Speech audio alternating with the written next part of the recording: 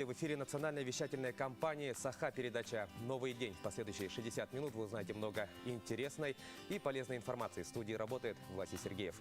Ну и по традиции начнем наш эфир с прогноза погоды. Итак, собственно, по данным Якутского управления по гидрометеорологии и мониторингу окружающей среды, в 6 часов утра сегодня, 29 октября, в центральных Улусах минус 14, минус 17 градусов. Днем ожидается минус 9, минус 15 градусов. Заречье минус 13, минус 16 утром, ну и 10, минус 16 днем. Южные Улусы минус 16, минус 21 утром, днем минус 12 градусов. Вилюйские Улусы минус 11, минус 25 утром, днем минус 6, минус 17. Нижнеленские Улусы минус 18, минус 27 утром и минус 16, минус 22 днем. Западные Улусы утром минус 10, минус 13 градусов, днем минус 5, минус 8. Колымо-Индигирские Улусы утром минус 11, минус 20, ну а днем минус 8, минус 19. Дианские Улусы утром минус 18, минус 19, днем минус 15, минус 20 градусов. Северо-западные Улусы минус 16, минус 27 утром и минус 17, минус 26 днем. В Якутске в 6 часов утра температура воздуха минус 14 градусов. Атмосферное давление 762 миллиметра ртутного столба. Ветер западный 2,7 метров в секунду. Днем ожидается минус 12, минус 14 градусов. Возможен слабый снег.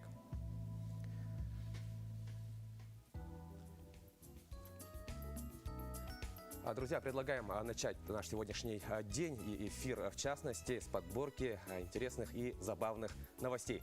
Ну что ж, давайте начнем. В России началось производство второй вакцины от коронавируса под названием «Эпивак Корона». Как сообщает ТАСС, препарат создан на основе пептидных антигенов в научном центре «Вектор». Массовые поставки вакцины планируют начать в конце ноября или же в начале декабря. Препарат поступит в гражданский оборот уже 1 января следующего года. Сообщается, что в ближайшее время начнутся пострегистрационные испытания «Эпивак Короны», участие в которых примут 40 тысяч человек. Среди добровольцев есть люди старше 60 лет и граждане, страдающие хронологическими заболеваниями. Вводить вакцину будут внутримышечно. Между инъекциями должно пройти не менее 14-21 дня. Напомним, первой российской вакциной от коронавируса стал разработанный центром имени Гамалеи «Спутник-5». Facebook планирует запустить алгоритмы цензурирования и замедления некоторого контента в случае начала беспорядков, связанных с итогами выборов в США. По словам экспертов, экстренные меры включают в себя замедление распространения вирусного контента и подавление потенциально разжигающих конфликт сообщений. То есть эти инструменты могут изменить то, что видят десятки миллионов американцев, когда они заходят на платформу, тем самым уменьшая их подверженность сенсационности, подстрекательству и насилию. Ранее подобные алгоритмы использовались в таких странах, как Шри-Ланка и Мьянма, где в разное время проходили беспорядки. Руководители Фейсбука заявили, что они будут использовать эти инструменты только при проявлении насилия на улицах американских городов. В то же время многие политики возмущены таким решением, так как подавление распространения популярного контента может коснуться и добросовестных политических дискуссий. Раскрыть секрет японского долголетия. Об этом пишет издание «Экспресс». Автор статьи утверждает, что традиционный японский чай матча способен замедлить старение организма и предотвратить развитие ряда заболеваний. Этот вид чая отличается от обычного и представляет собой порошок ярко-зеленого цвета. Напиток содержит витамины А, В, С, И, а также пищевые волокна, цинк, калий, кальций, натрий и железо, которые способствуют, собственно, долголетию. Кроме того, ученые выяснили, что это традиционный напиток японских чайных церемоний. Снижает холестерин и уровень сахара в крови, а также укрепляет иммунную систему, предотвращает риски развития онкологических заболеваний, диабета и ожирения. Напомним, что у граждан Японии самая высокая продолжительность жизни. В сентябре в этой стране был обновлен рекорд по числу долгожителей. Так, количество японцев в возрасте 100 лет и старше приблизилось к показателю 1 на 1500 человек. 29 октября, сегодня, 14:00, в Преображенском соборе города Якутска состоится освящение колоколов для Атамайской Николаевской церкви, находящейся в местности Улусы и Горного Улуса Республики.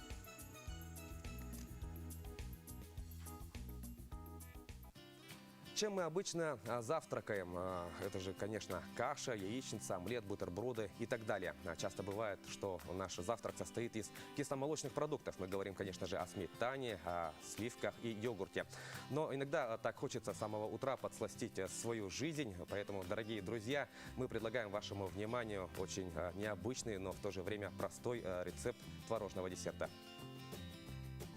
Доброе утро! Сегодня я хочу поделиться с вами рецептом вот такого десерта, который очень хорошо подойдет для завтрака, ведь в нем много сметаны и творога. Итак, для этого вам понадобятся бананы, печенье, сметанка, творог и немного сахара. Для начала нужно измельчить печенье. Я это делаю обычной колотушкой. Затем делаем крем. Смешиваем творог, сметану и сахар.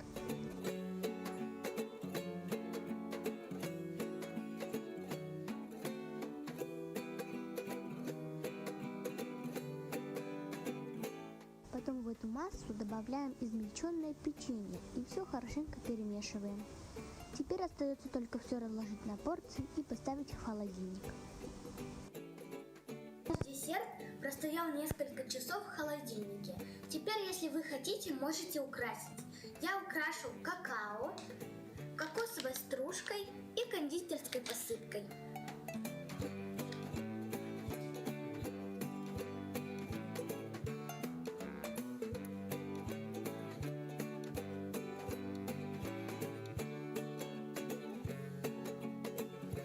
Вот такая красота у нас получилась. Давайте попробуем.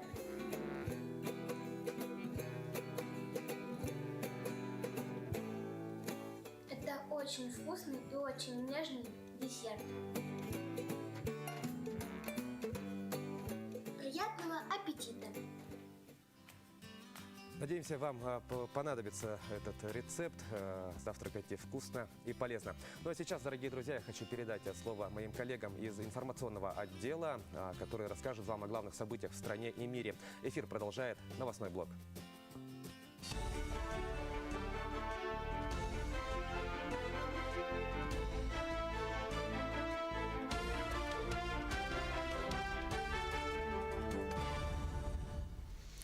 Новый день встречаем с новостями к этому часу. В студии Василий Радченко. Здравствуйте. Президент поручил запретить проверки малого бизнеса до 31 декабря 2021 года. Соответствующие нормы в действующие акты поручено внести правительству страны. Напомним, с конца марта в России из-за ситуации с коронавирусом был введен мораторий на плановые проверки малого и среднего бизнеса, а также существенно ограничены возможности контролеров по проведению внеплановых проверок. Теперь принято решение упразднить их до конца следующего года. В России ускорят регистрацию прав на недвижимость и запустят онлайн-сервис для получения сведений из ЕГРН. Оказание госуслуг в сфере оборота недвижимости упростят. Время оформления собственности, проведение кадастрового учета и другие услуги начнут оказывать быстрее. Кроме того, по всей стране заработает сервис, позволяющий в режиме онлайн получать сведения из ЕГРН для сделок с недвижимостью.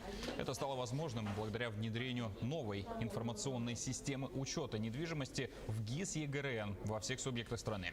В этом месяце, в октябре, успешно завершился цифровой проект в сфере недвижимости. Новая система полностью отечественная разработка, не зависящая ни от каких санкций. Переход на нее произошел без установки процедур регистрации и учета во всех 85 субъектах. В Якутии уменьшат долю населения с низкими доходами за счет соцконтракта и новых рабочих мест. Таким образом, доля якутян с доходами ниже прожиточного минимума к 2030 году в планах сократится почти вдвое. Такие параметры заложены в проекте региональной программы по устойчивому росту доходов населения. Документ рассмотрели на заседании рабочей группы под председательством исполняющего обязанности премьера Якутии Андрея Тарасенко. Отмечается, что достичь заданных параметров планируется в том числе за счет продвижения соцконтрактов и создания новых рабочих мест на ключевых производствах региона. В Управдор Вилюй назвали сроки открытия ледовых переправ на трассах Вилюй и Колыма. Даты сейчас вы видите на своих экранах. Проезд автомобилей массой до 4 тонн через реку Вилюй на участках федеральной трассы Вилюй откроют в селе Верхневилюйск с 23 ноября, Кюндядя с 25 ноября, селе Устье с 5 декабря, Крестях с 10 декабря. Также отмечается, что планируется открыть переправу с разрешенной грузоподъемностью 10 тонн через реку Лену на участке Якутск-Нижний Бестяк с 5 января 2021 2021 года. Сейчас дорожники приступили к подготовительным работам и по обустройству ледовых переправ и подходов к ним. В настоящее время на въездах установлены запрещающие знаки, а также посты дежурного. В Якутии продолжается рост заболеваемости гриппа. Охвачено более 429 тысяч жителей региона, что составляет 44% населения. Ситуация находится на контроле управления Роспотребнадзора по республике. Проездные карты школьников в Якутске временно приостановлены. С сегодняшнего дня, 29 октября и по 7 ноября на время каникул столичные автобусы не будут их принимать. Это одна из мер борьбы с коронавирусом, чтобы школьники оставались дома и не подвергали свое здоровье и других опасности. Ограничения действуют на проездные карты учащихся с 1 по 4 класса, а также обучающихся с 5 по 11 или по 12 классы из числа малоимущих семей в общественном транспорте на территории городского округа город Якутск.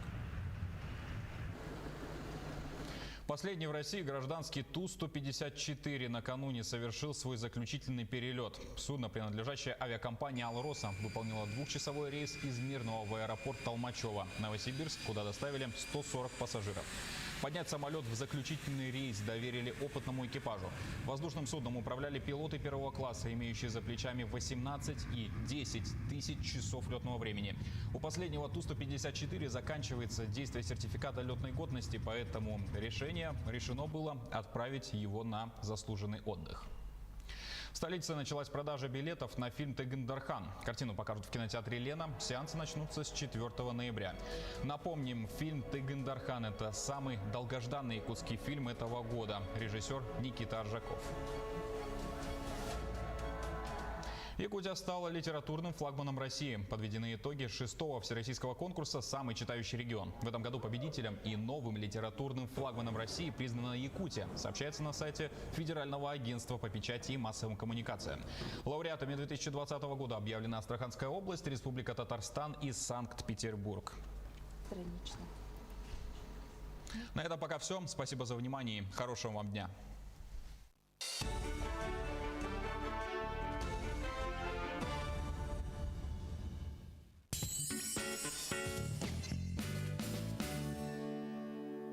Горячая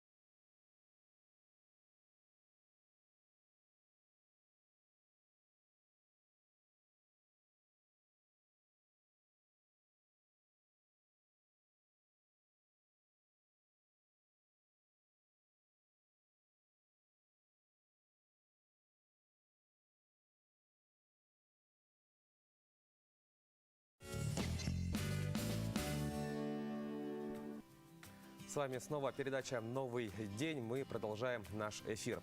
Сегодня, 29 октября, отмечается Всемирный день борьбы с инсультом. Каковы успехи якутской медицины в этой области и как своевременно себя обезопасить, нам расскажет главный внештатный невролог Министерства здравоохранения Республики, доктор медицинских наук Татьяна Николаева.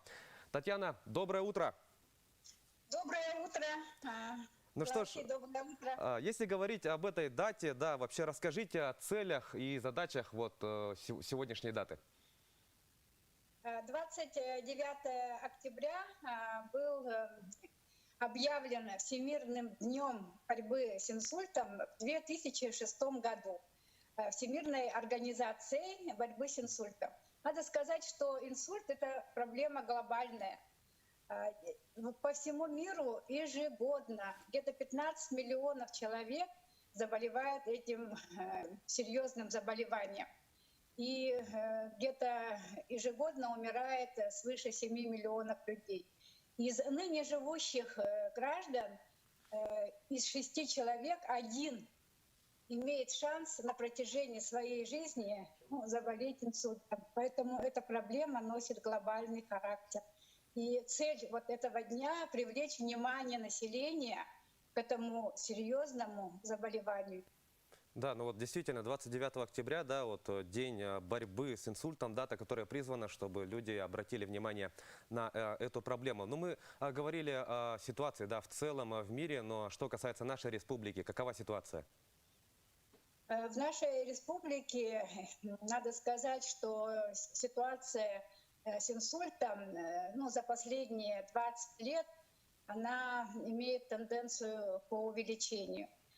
Ежегодная заболеваемость составляет где-то около 2000 человек, которые впервые переносят инсульт, и где-то около 600 человек умирают от этого заболевания. Поэтому для нашего региона это тоже остается на сегодняшний день очень серьезной проблемой.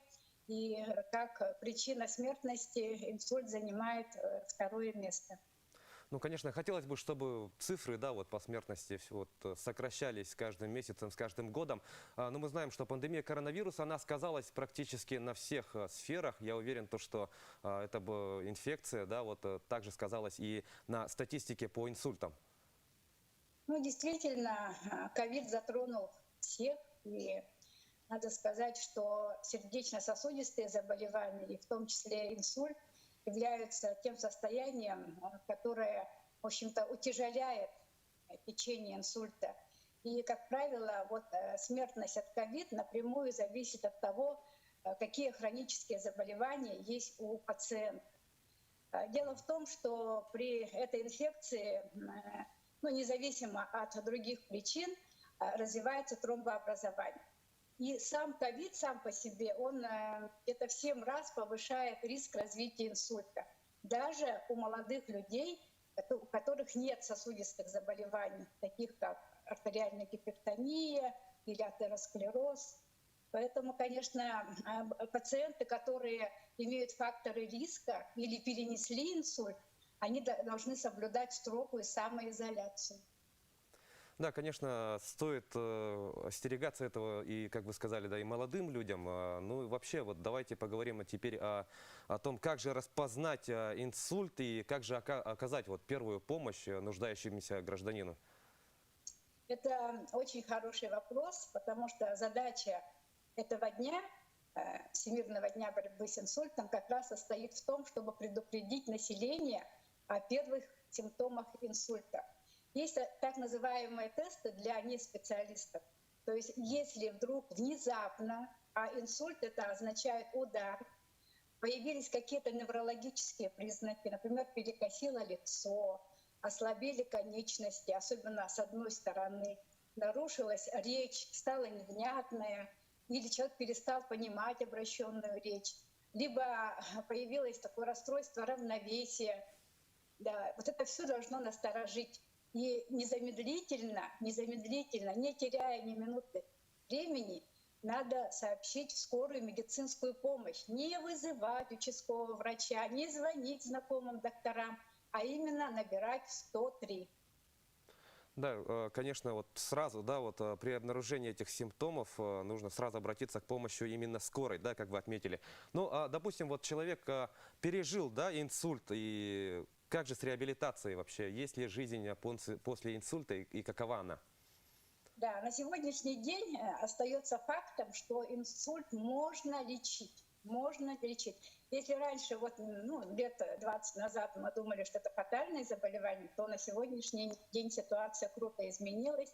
И действительно пациента надо реабилитировать прямо с первого дня развития первых симптомов заболевания.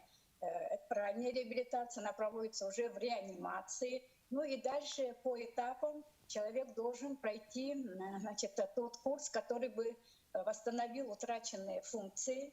И здесь самым таким важным моментом является мотивация самого пациента и поддержка родственников, близких людей. Поэтому на сегодняшний день, конечно, ситуация такая, что несмотря на пандемию, региональные сосудистые центры, первичные сосудистые центры работают в прежнем режиме, но с большей нагрузкой. Вот, конечно же, вот эта программа федеральная, она позволила улучшить систему оказания помощи больным пациентам и, конечно же, реабилитацию. Ну что ж, Татьяна Яковлевна, большое спасибо, что приняли участие в нашем эфире и рассказали нам об этом дне, признанном обратить внимание на проблему с инсультом не только в республике и стране, но и в целом в мире. Ну что ж, дорогие друзья, мы продолжаем наш эфир. Ну а теперь мы призываем вас приготовиться к путешествию во времени и захватить с собой средства личной гигиены, потому что мы покидаем самое чистое время в истории. Смотрим сюжет Ларины Сукуевой. Первое подобие мыла появилось около 5000 лет назад. Это была смесь вареного жира и золы.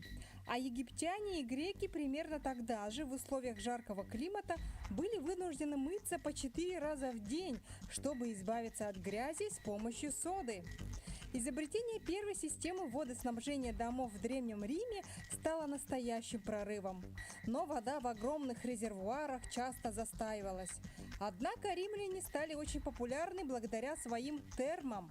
Они использовались не только для гигиены, но и выполняли социальные функции. В роскошных ваннах заключались коммерческие сделки. Кстати, римляне также известны своими общественными уборными. Туалеты сооружались из каменных плит с отверстием по центру. Они устанавливались в ряд и не имели перегородок. Люди приходили сюда по своим делам, в то же время успевали обсудить деловые вопросы. Затем римляне приводили себя в порядок с помощью губки на длинной палке. Обычно ее хранили в емкости с уксусом или соленой водой и использовали совместно. Общественная губка была не первым решением для данной проблемы. В разных регионах люди вместо привычной нам мочалки мылись с камнями, ракушками и даже палками. В XVI веке мытье вовсе не считалось обязательным ни для знати, ни тем более для простого народа. Например, королева Елизавета I принимала ванну раз в месяц, а ее преемник Яков I, вероятно, и вовсе не мылся в жизни ни разу. Но в самом конце этого века, наконец, появился унитаз с возможностью смыва. Но внешне средневековые туалеты не особо отличались от тех, что изобрели в Древнем Риме. Правда, в гигиенических целях был зафиксирован в VI веке в Китае, а уже к XIV там производили 10 миллионов упаковок туалетной бумаги в год. Бани в Древнем Китае во многом напоминали современные спа-центры. Помимо мытья здесь предлагали услуги маникюра, массаж, а также чай с целебными травами. Вместо зубной пасты, которую еще и не изобрели, люди грызли ароматные веточки, освежающие дыхание. И именно в Китае в 15 веке изобрели настоящую зубную щетку. Она состояла из щетины дикого борова, прикрепленной к бамбуковой палочке. Натуральную щетину на щетке заменят нейлоном только в 1938 году.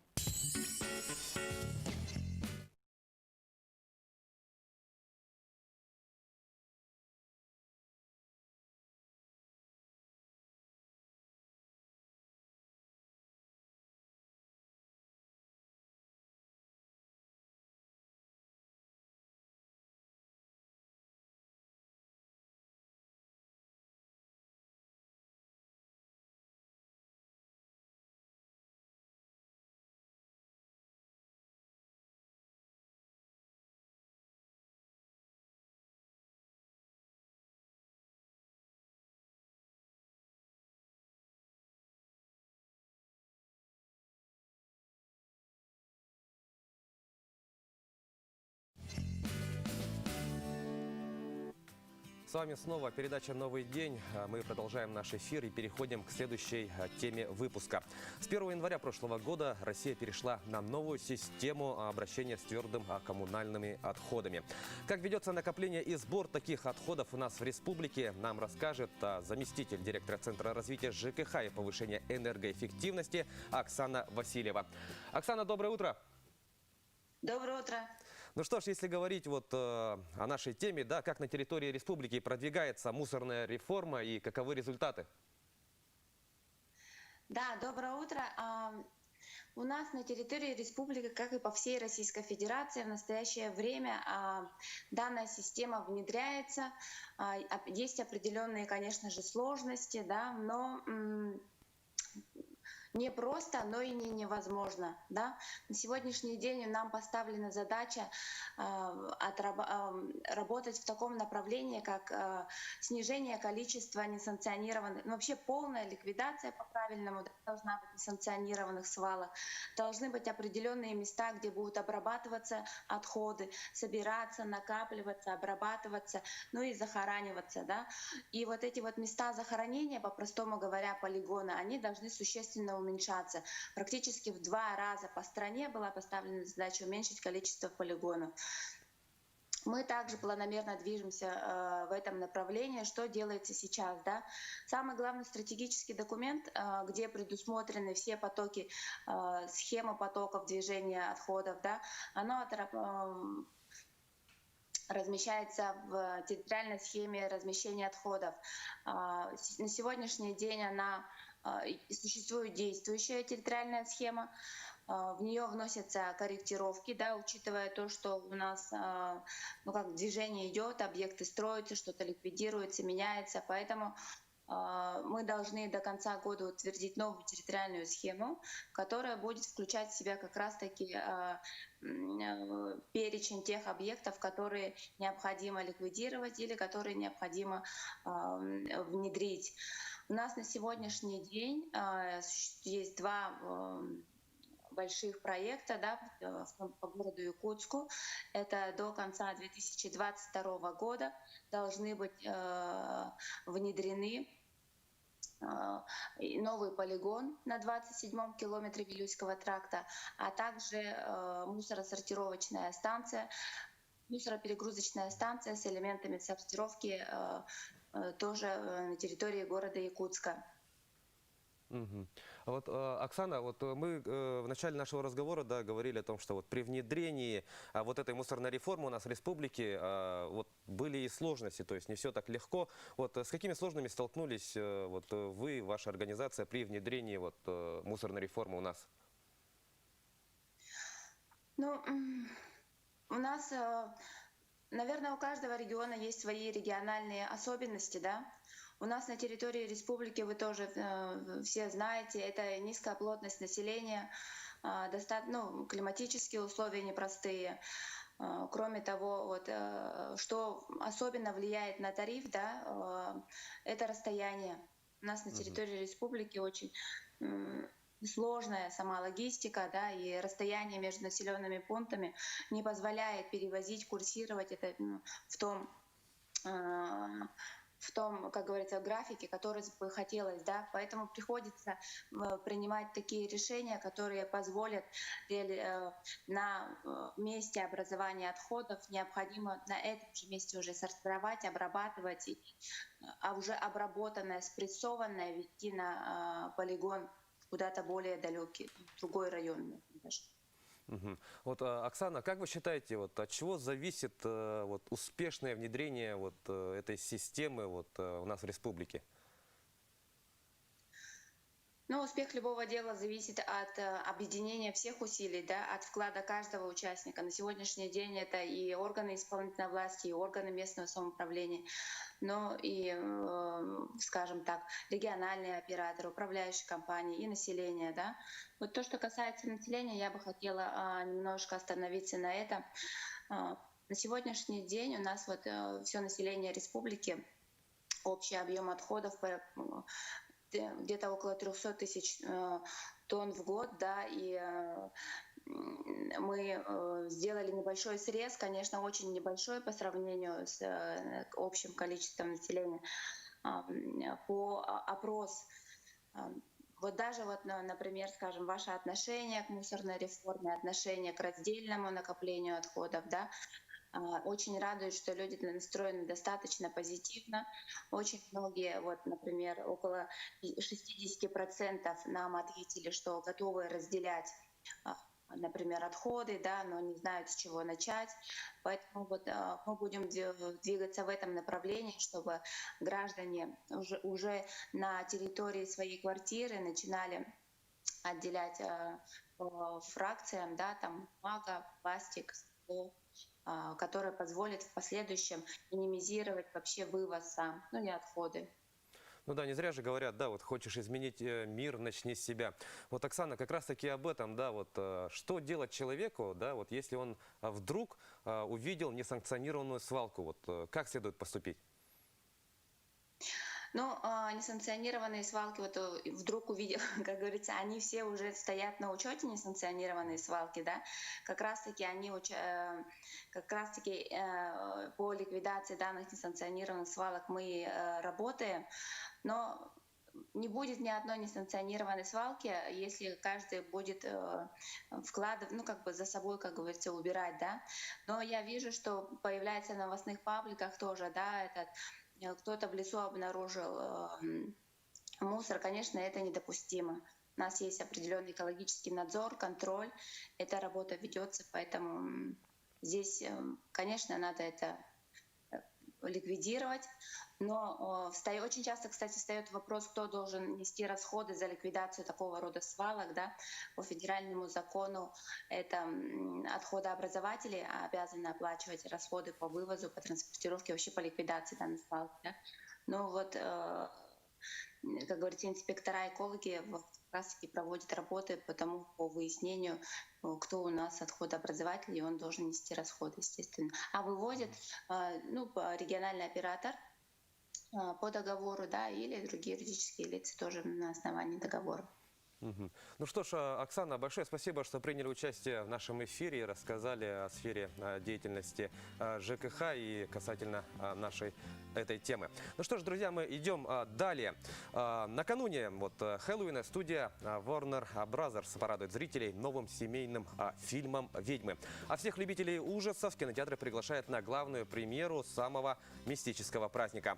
Подробнее с кинопремьерами этого дня знакомим вас в нашей рубрике «Киноафиша».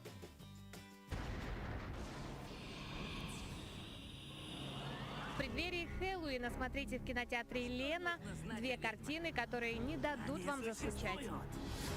Ведьмы — это вовсе не женщины. Это демоны в человеческом обличии. Так, уже сегодня смотрите экранизацию одноименной сказки популярного писателя Роальда Даля «Ведьмы». Это история о том, как научиться распознавать ведьм среди людей и почему детям стоит их опасаться.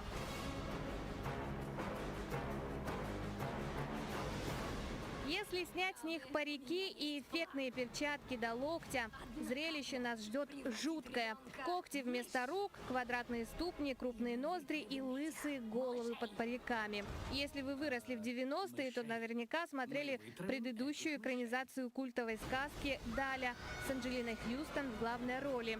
На этот раз роль верховной ведьмы досталась Энн Хэтэуэй. Именно она этой осенью будет наводить страх на детей по всему миру. О, Боже! Давайте, нужно остановить их. Вам не сойдет с рук ваш подлый, коварный план. И кто же мне помешает? Поймал! Новая экранизация романа Роальда Даля запомнится не только спецэффектами, но и модными образами.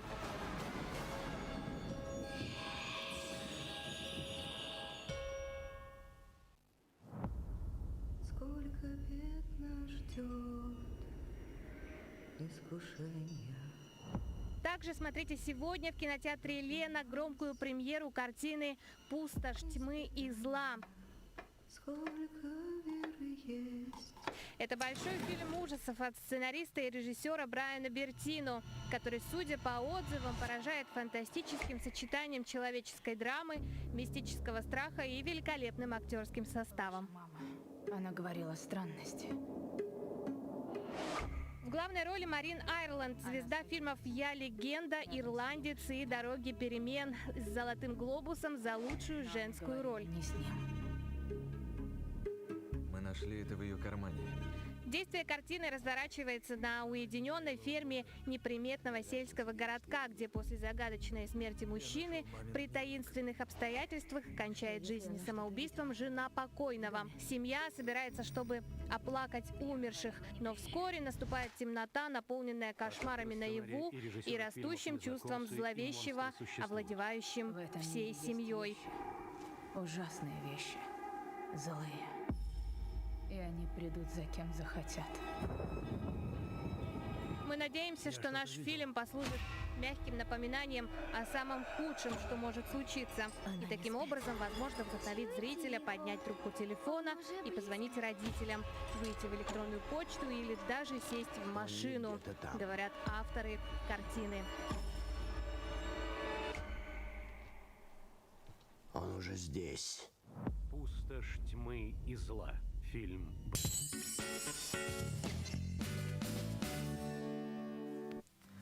Друзья, мы продолжаем наш эфир и переходим к следующей теме. Сегодня, 29 октября, отмечается День вневедомственной охраны, что позволяет их сотрудникам более полувека оставаться важнейшим гарантом спокойствия граждан, а также какие услуги в арсенале управления нам расскажет начальник отдела организации, внедрения и эксплуатации технических средств охраны управления вневедомственной охраны Росгвардии по Республике Саха-Якутия, подполковник полиции Виталий Завражин. Виталий, доброе утро. Доброе утро. Ну что ж, если говорить в целом о вашей службе, расскажите о ее целях и задачах. Постановлением правительства ЦК КПСС и Совета министров СССР 29 октября 1952 года послужило образование вневедомственной охраны с целью охраны государственного имущества. Сегодня нашей службе исполняется 68 лет. Подразделение вневедомственной охраны осуществляет свою деятельность на территории 19 муниципальных образований республики, которые дислоцируются в 27 населенных пунктах. Основные задачи нашей службы определены законом о Росгвардии в соответствии с постановлением, с указом президента Российской Федерации номер 157 2016 года. Вопросы Федеральной службы войск Национальной гвардии. Подразделение вневедомственной охраны является структурным подразделением Росгвардии. Основные приоритетные задачи – это обеспечение правопорядка, обеспечение общественной безопасности. Особое внимание уделяется участию в мероприятиях, направленных на антитеррористическую безопасность объектов различной категории. Ну, вот, говорим мы об основных функциях, да, вот, вневедомственной охраны. А много ли клиентов доверяют вам свое имущество? Основные функции вневедомственной охраны – это охрана объектов с помощью пультов централизованного наблюдения. В первую очередь категория объектов, которая подлежит обязательной охране в соответствии с перечнем, утвержденным распоряжением правительства Российской Федерации, а также объектов, на которые частная охранная деятельность в соответствии с постановлением правительства Российской Федерации не распространяется. Кроме того, конечно, это обеспечение личной и имущественной безопасности наших граждан, охрана общественного порядка, общественной безопасности, как я сказал уже, основное внимание уделяется участию в мероприятиях по обеспечению антитеррористической безопасности объектов различной ведомственной принадлежности. А вот как вам удается вовремя оперативно реагировать и не допустить, допустим, кражи? О надежности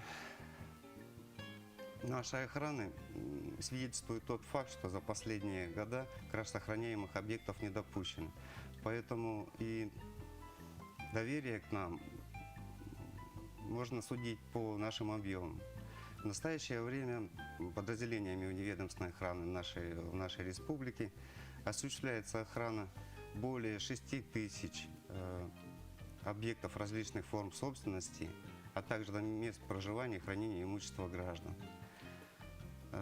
Кроме того, подразделениями вневедомственной охраны ежегодно осуществляется прием под централизованную охрану порядка 300 новых объектов и порядка 200 проживания, хранения и проживания имущества граждан. Ну, впечатляющие цифры. Вот, мы знаем еще то, что в числе услуг, да, предоставляемым управлением, есть такая услуга, как хранение огнестрельного гражданского охотничьего оружия в специализированном месте. Да, вот расскажите об этом подробнее. Ну, не секрет, что наша республика является одним из регионов наиболее вооруженных в России. Обязанность по обеспечению сохранности оружия возложена законодательством на владельца, на его владельца. При этом у нас законодательством предусмотрено статьей 224 Уголовного кодекса Российской Федерации уголовная ответственность за небрежное его хранение. Поэтому была создана, предложена услуга, которая обеспечивает хранение огнестрельного гражданского охотничьего оружия в специализированных для этого помещениях. Сегодня у нас на базе Якутского АВО в данных помещениях владельцам предоставляются отдельные ячейки, оборудованные сигнализацией, металлические дверцы оборудованы замками, ключи находятся на хранении у владельца. Необходимо просто заключить договор, предоставить перечень необходимых документов, сдать оружие на временное хранение. Забрать его клиент может в любое рабочее время рабочего дня. Но также мы знаем, что в числе услуг, да, есть система охраны транспортных средств под названием «Алмаз». Вот об этом тоже расскажите. В настоящее время на территории всех субъектов Российской Федерации, в том числе и на территории нашей республики, внедрена и развивается единая услуга. Это по обеспечению охраны автотранспортных средств. Данная охрана осуществляется с помощью системы спутниковой навигационной системы мониторинга подвижных объектов «Алмаз». На сигналы тревога, которые реагируют подразделения вневедомственной охраны. Терминальные устройства, которыми оборудуются автотранспортные средства, формируют тревожные извещения, которые поступают на пульты АВО как активным способом, это при нажатии кнопки тревожной сигнализации, так и пассивным образом.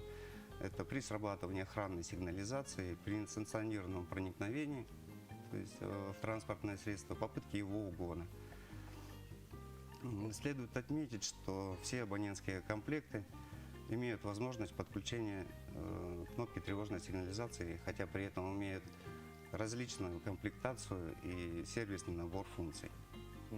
Стоит отметить, что отличительной особенностью данной системы и данной услуги является то, что при перемещении охраняемого транспортного средства из одного региона в другой, при нажатии кнопки тревожной сигнализации отреагирует на сигнал то подразделение, на территории которой находится транспортное средство. Ну что ж, Виталий, благодарим вас за то, что приняли участие в нашем эфире и поздравляем вас и ваших коллег с вашим профессиональным праздником. Ну а мы, дорогие друзья, сейчас прервемся на короткую рекламную паузу, после которой, конечно же, вернемся и продолжим наш эфир.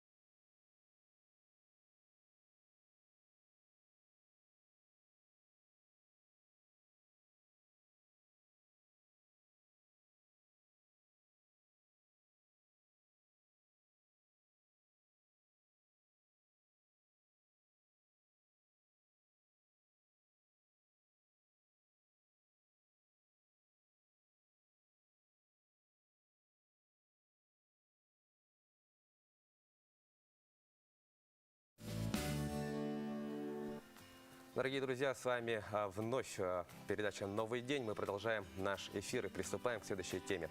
В скором времени часть школьников, якутских школьников, уйдут на каникулы. Некоторые уже сидят на каникулах. Ну и у родителей, конечно же, возникает вопрос, чем же занять ребенка в это время. Ответ на этот вопрос вы, дорогие друзья, получите по итогам нашего разговора с начальником отдела дополнительного образования Министерства образования и науки Республики Саха-Якутия Ольгой Яшиной. Ольга, доброе утро. Доброе утро. Ну что ж, озвучили мы главный вопрос. Чем же, собственно, занять ребенка во время каникул и что предлагает ваша организация?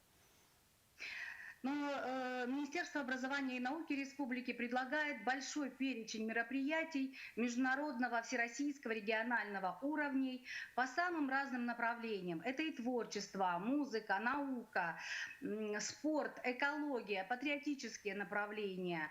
В общем-то, я думаю, что каждый ребенок сможет найти по своим интересам какой-то проект, конкурс, в котором можно принять участие во время каникул. Ну, то есть, есть, да, чем заняться ребенку. Но, собственно, расскажите о самых интересных проектах и конкурсах.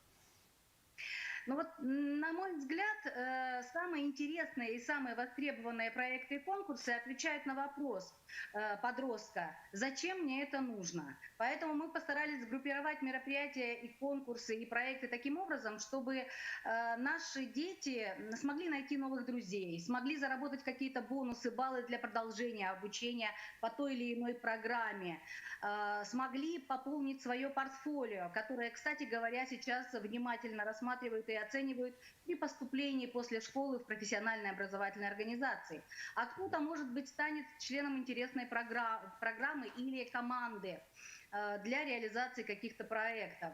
Но, на мой взгляд, вот я бы обратила внимание на те международные проекты, которые сейчас на слуху. Это большой этнографический диктант, который, кстати говоря, приглашает не только подростков, детей, молодежь, но и родителей. Это проекты по истории, исторический квест за пределами. Это и всероссийские конкурсы по линии российского движения школьников. Большой очень спектр мероприятий. Это и первые шаги в науке, и республиканские проекты, которые, кстати говоря, пользуются неизменным интересом. Это конкурсы в рамках проекта «Музыка для всех». Это лично-командное первенство, турнир по шашкам и шахматам. Это программа по космосу, космомания, ну и другие направления, которые, я уверена, будут интересны нашим детям. Ну, как мы поняли, действительно, министерство предлагает, да, вот такой серьезный спектр конкурсов различных, да, вот действительно есть чем заняться. Но если говорить о том, как же узнать родителям, школьникам, вот, где все это проходит, куда зайти, по каким ссылкам и чтобы узнать, вот, собственно, о всех этих мероприятиях? Ну, для того, чтобы было удобно сразу же получить информацию развернутую о сроках проведения, о требованиях, мы разместили информацию на главной странице сайта Министерства. Работают в течение всего года, включая каникулярный период. Единственное, что сейчас с учетом эпидемиологической ситуации наши учреждения работают в дистанционном формате. Вот на это следует обратить, конечно, внимание. Да, вот, кстати, о формате, да, вот хотелось бы подробнее об этом узнать. Действительно, сейчас, ну, нельзя, да, просто взять, собрать много детей в одном месте. Как же у нас все будет это проходить, вот все эти конкурсы и проекты? Ну, я хочу призвать вот всех родителей, всех наших очень сознательных, обязательных детей поддержать все требования, которые связаны с нашей непростой ситуацией, с требованием Роспотребнадзора, оставаться максимально дома, воздержаться от поездок в районы, потому что, конечно, практически все мероприятия предлагаются в дистанционном формате.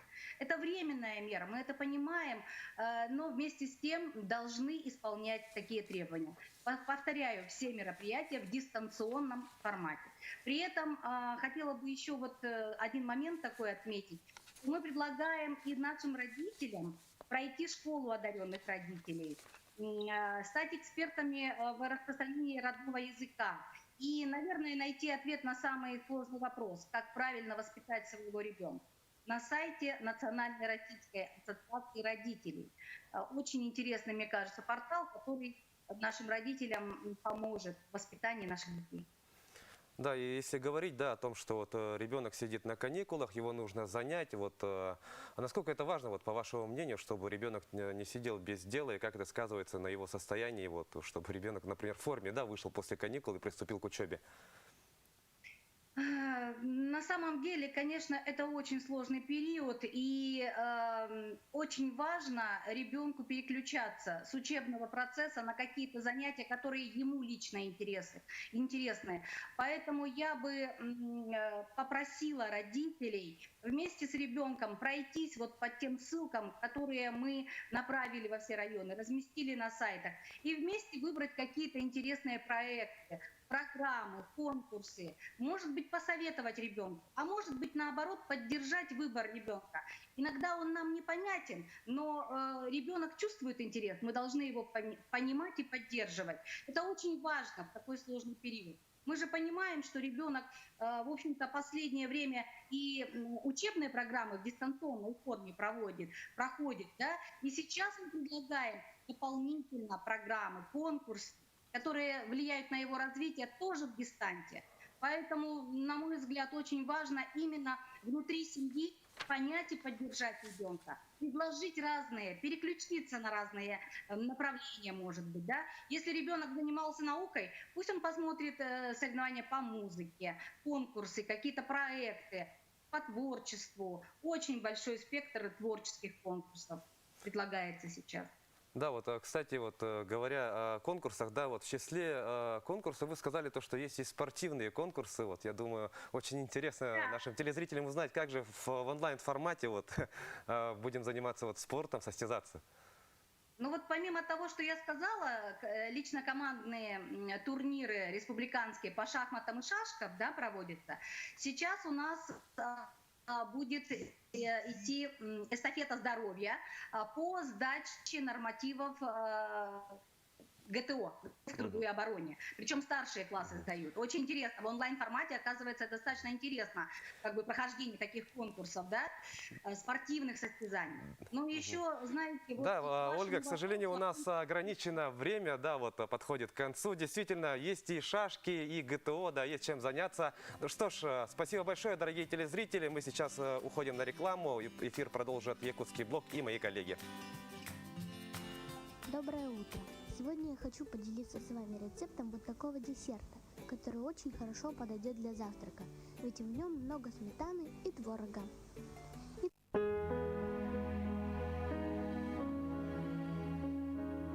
Якутия – это территория великого и непостижимого пространства. Эта первозданная земля влечет человека своими пейзажами и поразительной красотой суровой северной природы. Главным богатством нашей республики являются реки. Это настоящие сокровищницы, затаившие в своих водах многообразие рыб.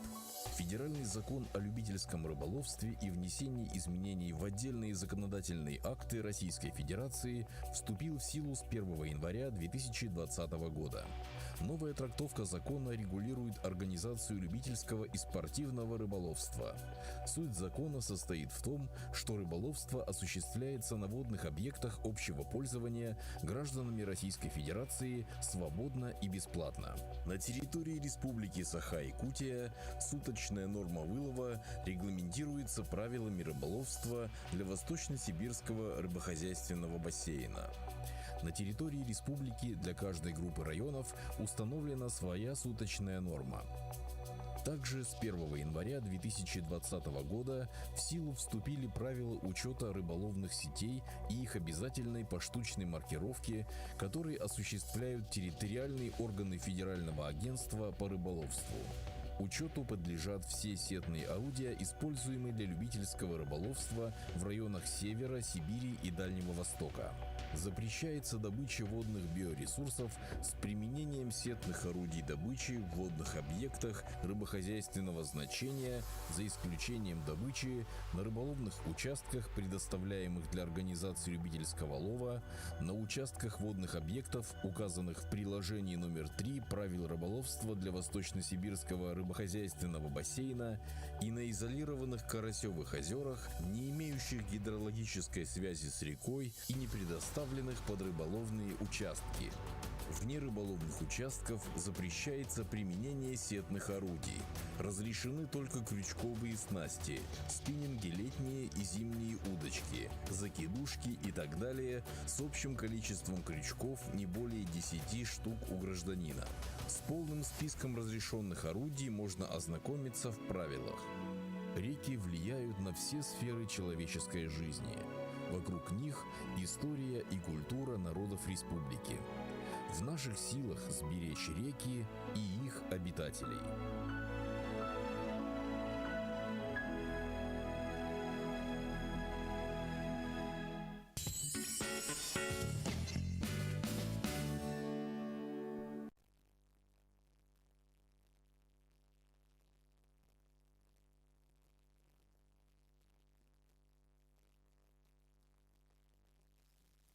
Треккен маған ол дейді.